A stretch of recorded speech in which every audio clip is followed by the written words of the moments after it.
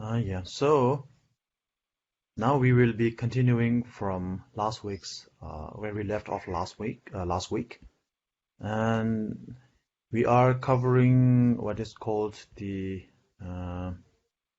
book that we will be reading is the words of my perfect master.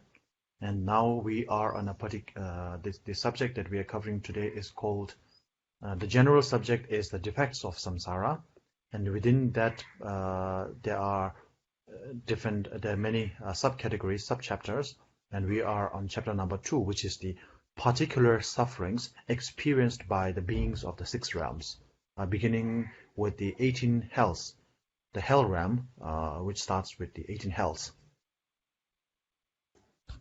So this is a pretty interesting subject, and I will just read from the text, because those who have been to hell does not remember where they have been. I mean, the experiences, and those who are in the who are not in the hell realms yet does not remember anything, and those who are in hell realm cannot speak to us. They cannot express what's going on. So we have to rely. So we do not have any sort of like empirical sources. So we have to rely on the text for that. So we will go on with the text. For that reason, I will read the text, so there will not be that much of commentary. But if you have any questions, you are welcome to ask later.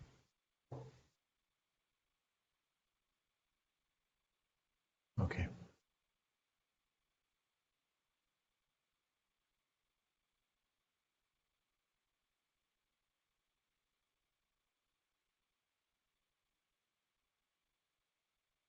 Okay.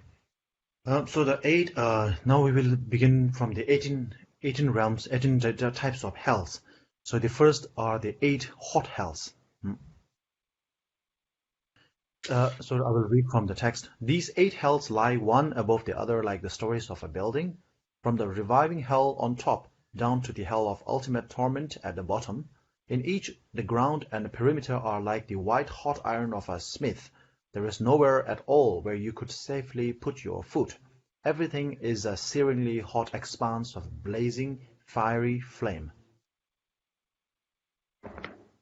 So the first of the 8 hot hells is the reviving hell.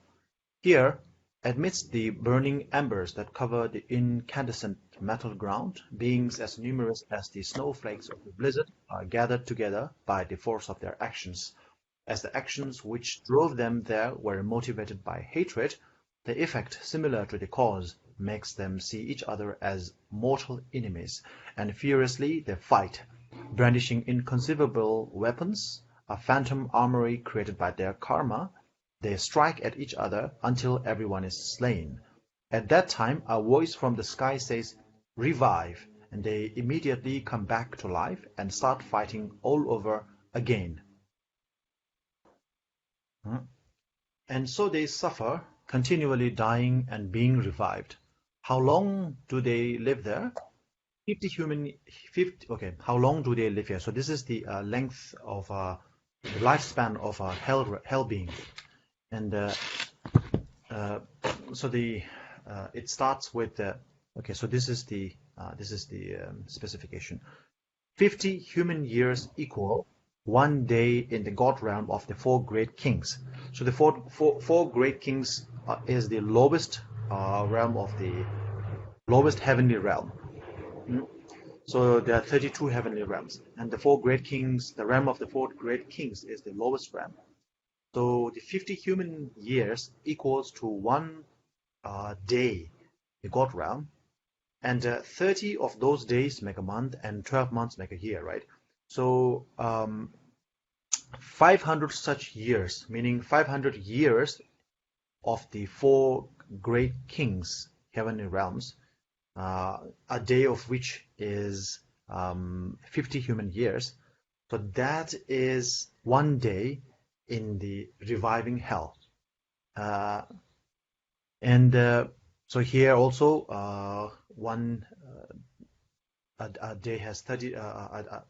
a day has 24 hours, and a week has 7 days, and 4 of that makes a month, and 12 months make a year. and so on and so forth. Yeah, and they live there for 500 years. Mm. Uh,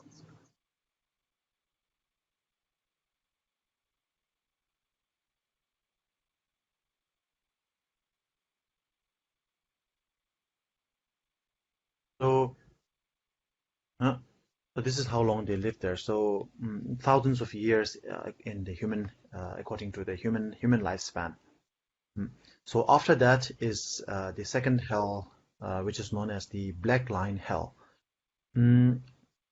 So remember, the reviving hell, out of the 8 hot hells, the reviving hell is the most relaxed one. So it goes uh, worse from here on. Mm. So the next is more the more intense than the reviving hell. The next is known as the Black Line Hell. So I will read here again. Here, Yama's henchmen lay victim. Yama is the god of death, or you can just say, okay, I will just call him the god of death for now. Yama's henchmen lay their victims out on the ground of burning metal, like so many firebrands, and cross-rule their bodies with black lines, 4, 8, 16, 32, and so on, which they use as guidelines to cut them up with burning sauce. No sooner have their bodies been cut into pieces than they immediately become whole once more, only to be hacked apart and chopped up over and over again. As for the length of their life there, 100 human years correspond to 1 day for gods in the heaven of the 33, which is the highest heavenly realm, and 1,000 years in the heaven of the 33 is equal to 1 day in this hell. On that scale, beings there live for 1,000 years. So from a human being's perspective, they live in that hell realm for millions of years. So maybe that is one of the reasons why in the theistic religions like Christianity and theistic religions, they say that hell is eternal. So it may seem eternal for a human being, a million will seem eternal, right? In the Abrahamic religions such as Christianity, Islamic, and Judaism, the heaven or hell are both eternal. But in the Dharmic religions such as Hinduism and Buddhism, it is not eternal. Of course, it's an awfully long time, but it's not. It's an awfully long length of time, but it is not eternal. Now, number third, more intense than the previous one, is known as the rounding up and crushing hell. In this hell, beings by the millions are thrown into vast mortars of iron the size of whole valleys. The henchmen of Yama, the Lord of Death, whirling huge hammers of red-hot metals as big as Mount Meru around their heads, pound their victims with them. These beings are crushed to death, screaming and weeping in unimaginable agony and terror. As the hammers are lifted, they come back to life, only to suffer the same torments over and over again. Sometimes the mountains on both sides of the valley turn into the heads of stags, deer, goats, rams, and other animals that the hell beings have killed in their past lives. The beasts butt against each other with their horn tips, spewing fire, and innumerable hell beings, drawn there by the power of their actions, their past actions, are all crushed to death. Then, once more, as the mountains separate, they revive only to be crushed again. So the lifespan of that hell realm is 200 human years are equivalent to 1 day for the gods of the heaven without fighting. 2,000 years in the realm correspond to 1 day in the rounding up and crushing hell, and the beings in that hell live 2,000 years. Now more intense than that is the howling hell. The howling hell. Number 4, the howling hell. Here, beings suffer by being roasted in buildings of red-hot metal with no exit. They scream and cry, feeling that they will never escape. 400 human years equal 1 day in the joyous realm, another heavenly realm. So joyous realm. 4,000 years in that heaven are equivalent to 1 day in the howling hell, where lives continue for 4,000 years. So more intense than the howling hell, we have the great howling hell. A vast host of Yama's henchmen, armed and terrifying, shove victims by the millions into metal sheds with double walls, blazing with fire, and beat them with hammers and other weapons. Both the inner and outer doors are sealed with molten metal, and the hell beings howl in torment to think that, even if they could get past the first door, they would never be able to get through the second. 800 human years correspond to 1 day in the paradise of joyful magic. 8,000 years there equal 1 day in the great howling hell. Its beings have a lifespan of 8,000 years. Next, we have the heating hell. Here, countless beings suffer by being cooked in huge iron cauldrons the size of the whole cosmos of a billion worlds, where they boil in molten bronze. Whenever they surface, they are grabbed by the workers with metal hooks and beaten about the head with hammers, sometimes losing consciousness. Their idea of happiness is these are moments when they no longer feel pain. Otherwise, they continuously experience immense suffering. 600 human years equal 1 day among the gods enjoying the emanations of others. 16,000 years of the gods correspond to 1 day in the heating hell, and beings stay there 16,000 of those years. Now, more intense than the heating hell, we have the great heating hell.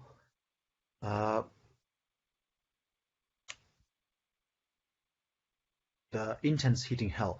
So the beings in this hell are trapped inside blazing metal houses, so it's similar to the previous one, but more intense. And Yama's henchmen impel them through the hills and the anus with tridents of red-hot iron, until the prongs push out through the shoulders and the crowns of the head. At the same time, their bodies are wrapped in sheets of blazing metal. What pain they suffer!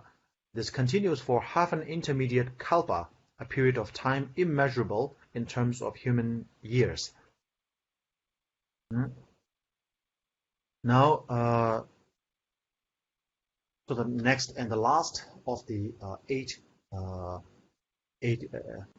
hot hells is known as the hell of ultimate torment. Ultimate torment. This is an immense edifice of blazing hot metal, surrounded by the 16 neighboring hells. In it, Yama's henchmen toss incalculable numbers of beings into the center of a mountain of pieces of red-hot iron, glowing like live coals. They whip up their flames with the bellows of tiger and leopard skin until the bodies of their victims and the fire become indistinguishable. Their suffering is tremendous. Apart from the cries of the distress, there is no longer any indication of the presence of actual bodies. They constantly long to escape, but it never happens. Sometimes there is a small gap in the fire, and they think they can get out, but the workers hit them with spears, clubs, hammers, and other weapons, and they are subjected to all the agonies of the 7 previous hells, such as having molten bronze poured into their mouths.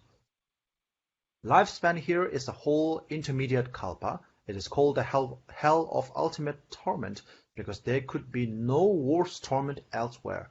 It is the hell where those who have committed the 5 crimes with immediate retribution and it is the hell where those who have committed the 5 crimes of immediate retribution and practitioners of the Mantrayana who develop adverse views regarding the Vajramaster are reborn. No other actions have the power to cause rebirth here.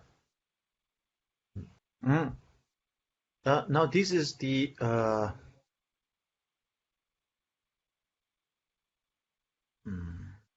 okay. So what we covered so far is the 8 hot head realms. So in Tibetan we call it Chanilge. Cawa is hot.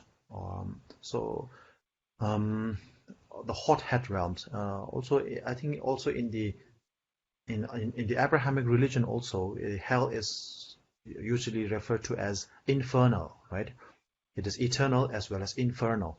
So there is an infernally hot fire burning in the hell realms. This is also associated in the Abrahamic religion also. So the point here is that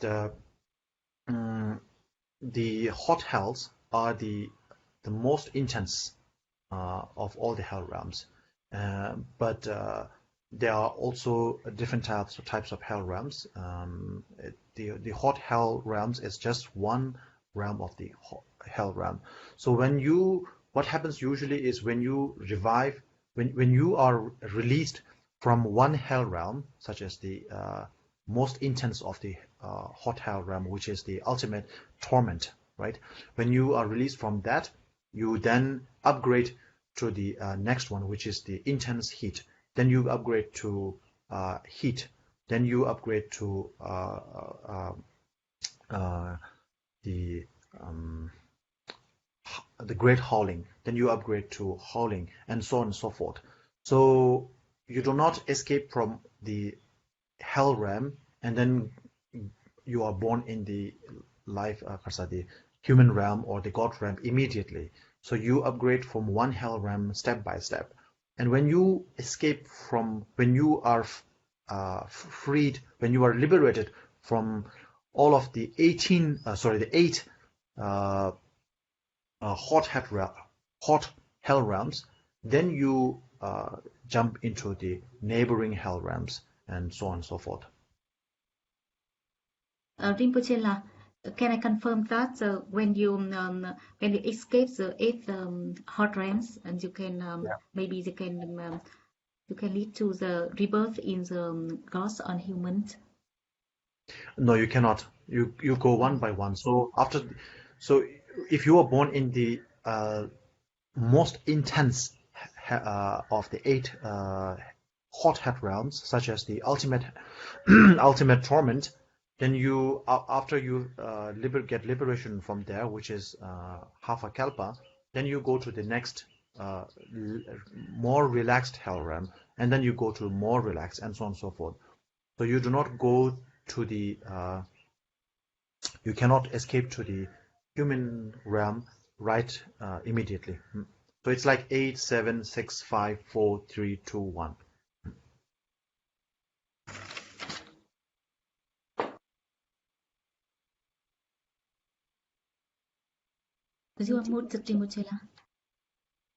I'm sorry. So before we open up for Q&A, I would like to highlight a few things that we read today. And so it starts with the first one, reviving hell. So in that, from that source, if you read the 2, 3, 4, on the fourth line, there is something called the effect similar to the cause makes them see each other as mortal enemies. So I would like to highlight one line here called the effect similar to the cause. And then I would also like to highlight the 2 lines below that, which is there's a hyphen and then it says a phantom armory. Okay, brandishing inconceivable weapons, a phantom armory created by their karma. So these 2 things, the effect similar to the cause and a phantom armory created by their karma. So I will address 2 of these first. So we all know that law of causality, cause and effect, right? Cause and result. It's very important. It's a very big thing in Buddhism, right? So what I just highlighted is known as the effect similar to the cause. So when we talk about cause and effect, normally people just think cause and effect is a very simple process. But within cause and effect, there are many types of cause, there are many types of effects. So within the effect, there is something called effect similar to the cause. Effect similar to the cause.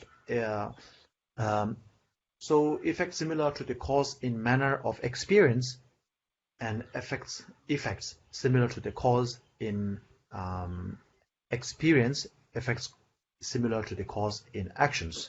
There are 2. within the category of the effects similar to the cause, there are two. One is effects similar to the cause in experience, and the effects similar to the cause in action.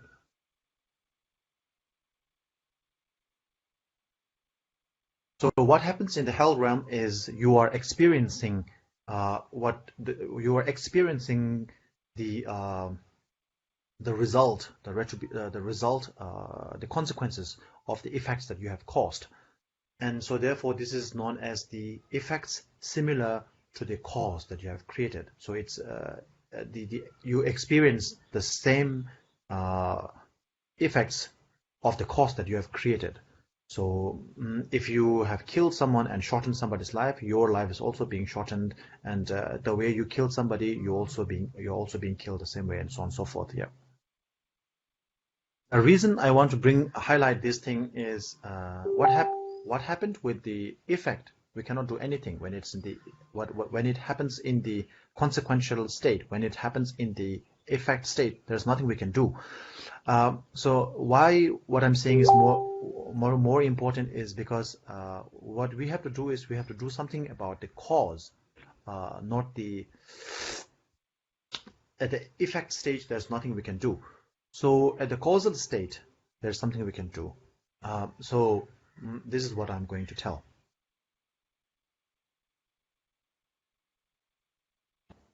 So this relates to the other type of effect similar to the cause.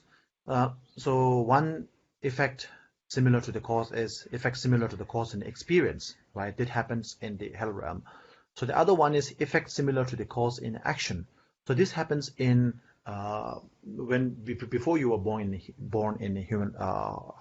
That happens before the hell realm, such as in the human realm. So what happens is when you kill somebody, or when we are prone to doing negative actions like killing, stealing, lying, this kind of thing. It does not happen out of the blue. It doesn't happen all of a sudden. There is a cause for that. So I will put it in simple terms. So, for example, when you steal from somebody, when you steal something and you gain some sort of wealth, you gain some money by stealing. So there are two consequences, two effects. One is because you stole from somebody, you decrease the wealth. You made sure you ensured the decrease of somebody's wealth. So therefore, experientially, you will have less wealth in your next life. So you will become poor and so on and so forth. Maybe your wealth will be stolen, robbed, cheated, and so on and so forth. This is the experiential effect similar to the cause in effect.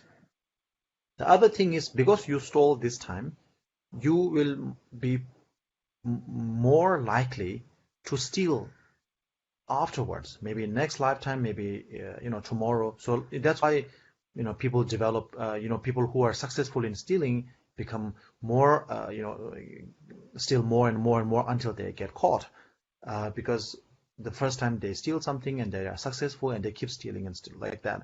So same thing goes with cheaters. So when you are successful in cheating, you feel like, okay, you are doing a great job, so you keep on cheating. If you cheat once and somebody catches you, then maybe you will not cheat because you think you're not a very successful cheater. So there are two things, right? One consequence is experiential, meaning because you cheated somebody, you will be cheated later. Because you stole from somebody, you'll be stolen from later on. The other one is similar actions, which means because you cheated today and you were successful, you will be more likely to cheat. Because you stole something and you were successful, you are more likely to steal, and so on and so forth. So this is called effect similar to the cause in action. So what happens is, because of that drive, you stole last time and you were successful, and you steal again, and you steal more and more and more and more. So what happens is you keep accumulating that negative action, negative karma of experiencing being stolen from you, as well as to steal from somebody else as well. You understand? Because you steal from somebody, you will be stolen from later on, and also you will feel excited, more excited to steal again, because you were successful last time. So it becomes like an addiction. So that's why addictions are so, people who are into addictions, who are addicted, are always in this vicious cycle. So you take one drug, and then you develop the habit of taking that drug, and then without the drug you can't do anything. So you steal from somebody, or do this and that thing. So it keeps going on and on and on and on. So you end up in that vicious cycle. And so that is one of the reasons why we are in samsara in the first place. Okay, I think we have a couple of questions now. I will take the questions, and then what I'm going to say next is actually related to the questions. So yeah, Miss Yen, please, can you put up the questions?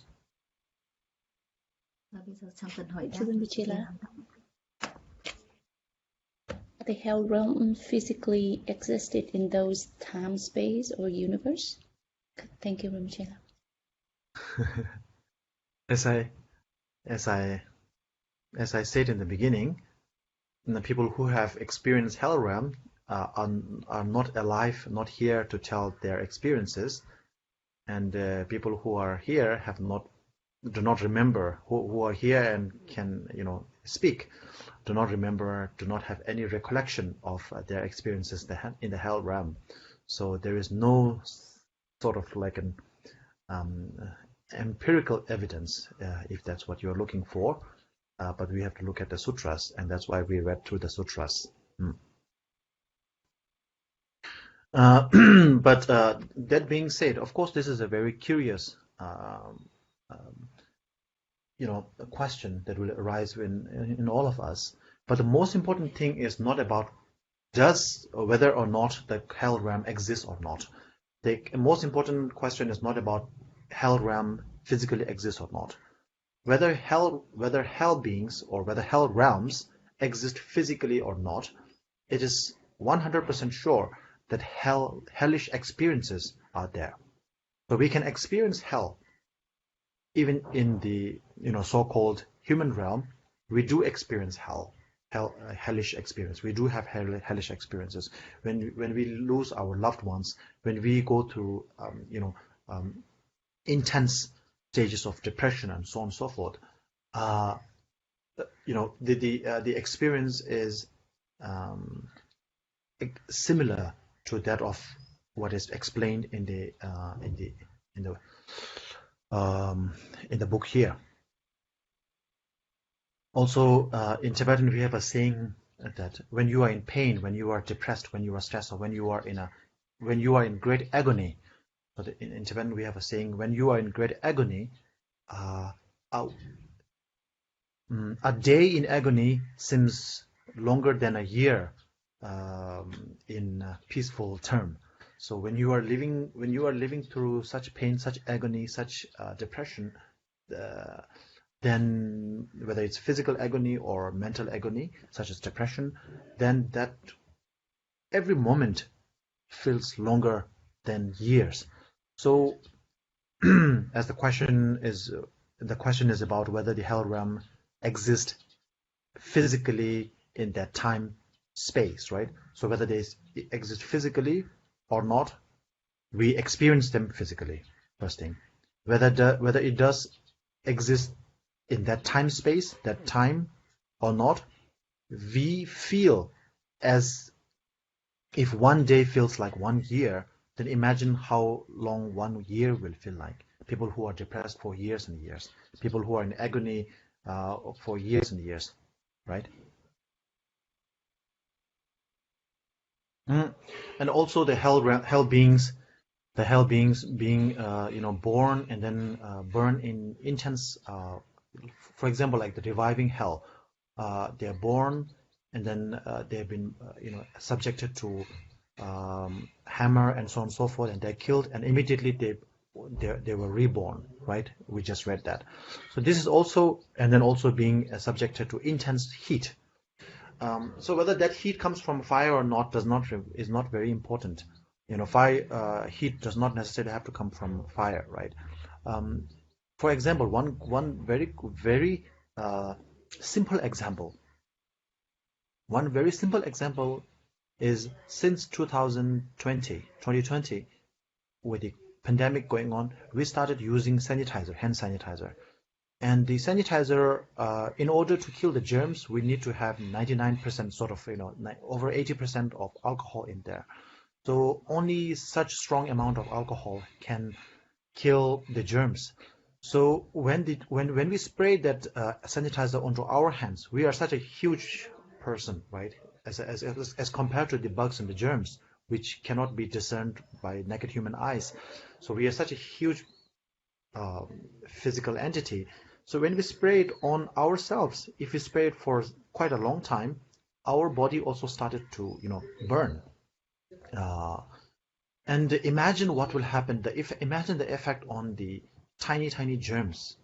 And the germs you have to spray it on, and then you have to rub it for 20 seconds or something, right? So otherwise, if you just spray it, they just don't die, right? So you have to keep spraying.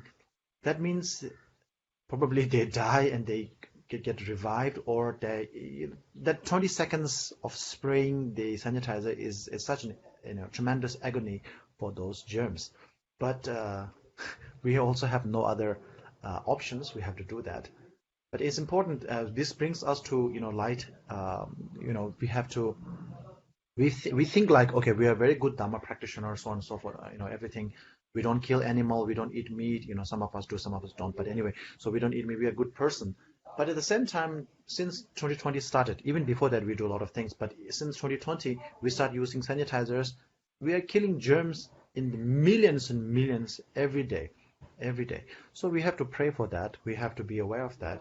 And germs also have a life, and so we have to pray for that.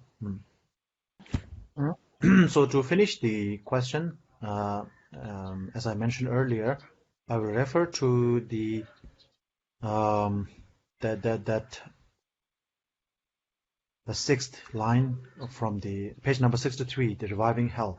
So I highlighted two lines, right? One is the effect similar to the cause. The other one is a phantom armory created by their karma. So, so I would like to bring your attention to that line. A phantom brandishing inconceivable weapons, a phantom armory created by their karma. So this line gives us an insight into whether the hell beings are real, physically real or not. So the hell realms, so here the hell realm is all described as if it is physically real and all that. And within that hell realm, within that hell being's realm, they kill each other by brandishing weapons and so on and so forth. And all these weapons are actually phantom armory. So phantom is ghost-like. Phantom means it's like a mirage also. And so what it actually tells us is that the weapons that they brandish, the weapons that the hell beings use to kill each other, is actually a mental.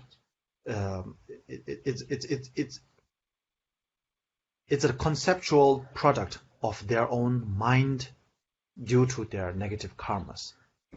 So if the knife and the weapons that they use to kill each other in the hell realm are production of their own mind, then we can also deduct from that logic that the hell realm also is a projection of our mind, and maybe it's not physically out there.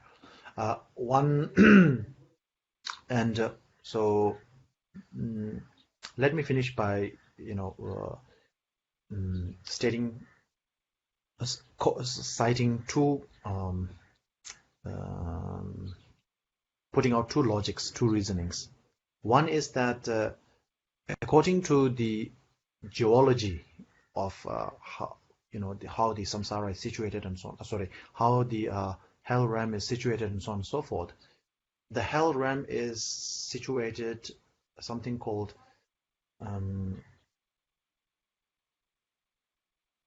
So in today's term, if you are to dig down maybe like 30-50 kilometers from to the bottom of the Vajrasana or the Bodh Gaya, from the Bodh Gaya stupa, if you dig down, I don't know the exact kilometer, maybe like 500 kilometers, I guess. So if you dig down 500 kilometers or something from top of the from the physical site of where the Bodh Gaya stupa is, then you are supposed to get to Hell realm.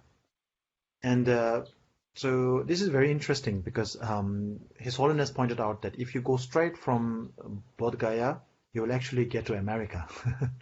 Like, I mean, you know, since the Earth is a globe is round, if you go like straight from the Bodh Gaya to the end, you will actually get to United States of America. I don't know which state or whatever.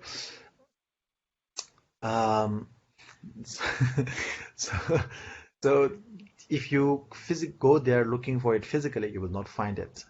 Or maybe America is. I don't know. So that is one thing, one quote, or one reason, one reasoning that you can think of. So what I'm trying to say here is that the hell realm is not situated as it is stated in the sutras, in the scriptures. The hell realm, if you go looking for hell realm as it is directed, as it is described in the books, you will not find it. Another quote, another reasoning is from a book called the Bodhisattva Charya Avatar, The Waves of the Bodhisattva by Shantideva. So in that book he says, I will quote it in Tibetan first.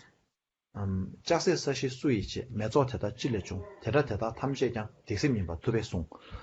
the 4 lines, what it says here is that who created all this burning hell, the burning walls, the burning cauldrons, the boiling cauldrons, and so on and so forth.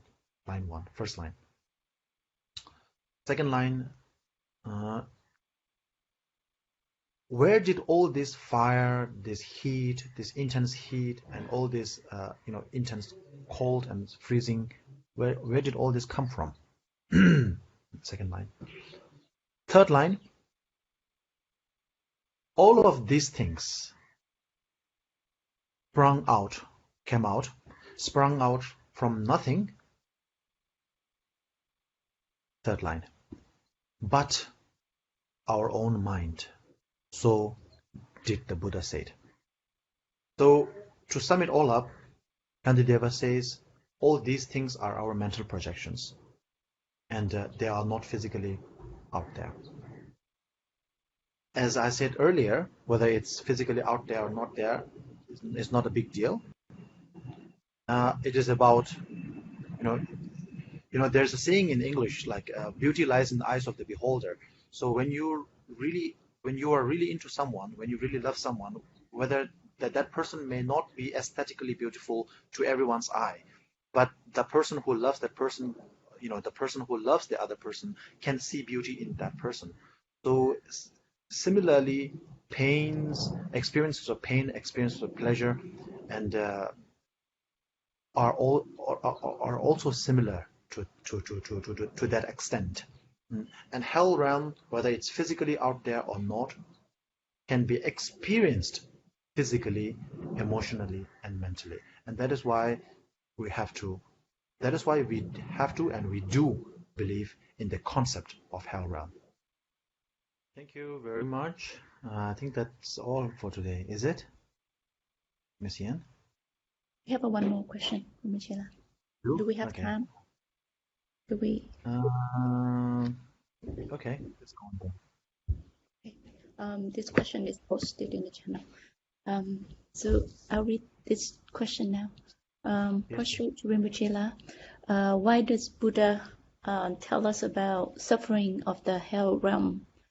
Would you teach us a way how or through what practice can this suffering of hell realm arise as ourselves experience and make us frightened? Thank you, Rinpoche.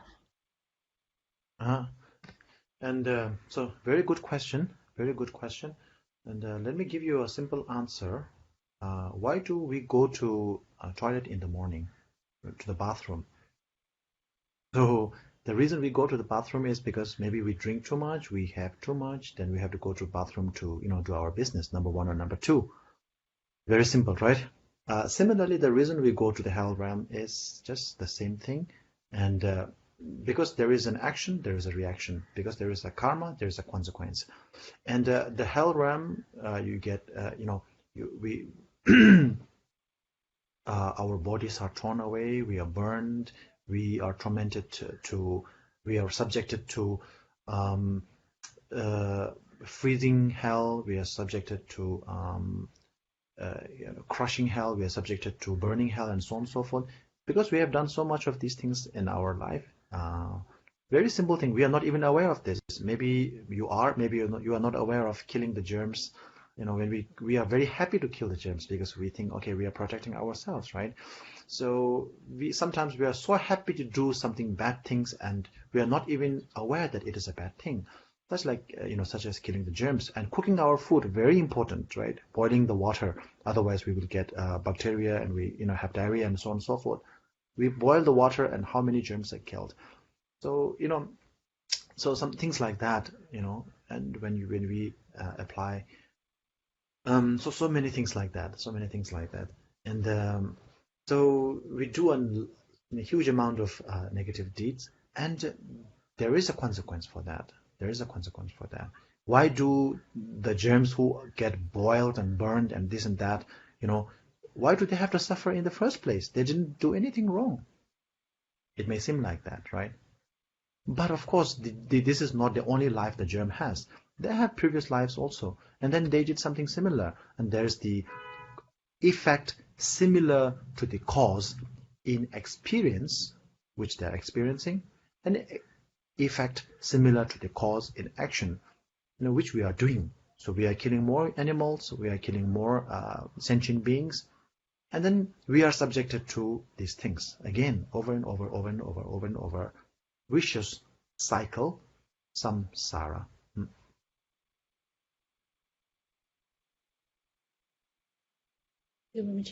No more questions for tonight. Thank you very much, everyone, for tuning in and listening, and for your questions. Thank you so much. And now we will do the dedication.